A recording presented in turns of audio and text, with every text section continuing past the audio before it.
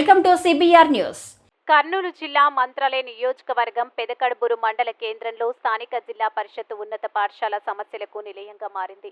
ముఖ్యంగా ఈ పాఠశాలలో దాదాపు 400 మందికి పైగా విద్యార్థులు తమ విద్యాభ్యాసం కొనసాగిస్తున్నారు. అయితే పాఠశాల చుట్టూ ప్రహరీ గోడలు లేకపోవడంతో విద్యార్థులు తీవ్ర ఇబ్బందులకు గురవుతున్నామని మీడియాకు తెలిపారు. అంతేకాకుండా పాఠశాల ముందు భాగంన ప్రధాన గేటు లేకపోవడం పాఠశాల ఆవరణలో దట్టమైన ముళ్ల కంప చెట్లతో నిండిపోయింది. ప్రహరీ గోడలు లేకపోవడంతో విష సర్పాలు పాఠశాల గదిలోకి వస్తున్నాయని విద్యార్థులు అంటున్నారు. అదేవిధంగా పాఠశాల ఆవరణలో వర్షపు నీరు, సాగునీరు పారుదల వల్ల మరింత ఇబ్బందులకు గురి కావాల్సిన వస్తుందన్నారు. అలాగే కొందరు వ్యక్తులు రాత్రి వేళల్లో పాఠశాల గ్రౌండులోకి వెళ్లి మద్యం సేవించి మద్యం సీసాలు పగలగొట్టి పారవేస్తున్నారని విద్యార్థులు తెలిపారు. ఆటలాడడానికి వెళ్లిన విద్యార్థులకు గాజు ముక్కలు కాళ్లకు గుచ్చుకుంటున్నాయని వారు తెలిపారు. అదేవిధంగా మరుగుదొడ్లకు ఉన్న తలుపులు కూడా పగిలిపోయాయని, వాటిని శుభ్రం చేయడం లేదని విద్యార్థులు ఆవేదన వ్యక్తం చేశారు.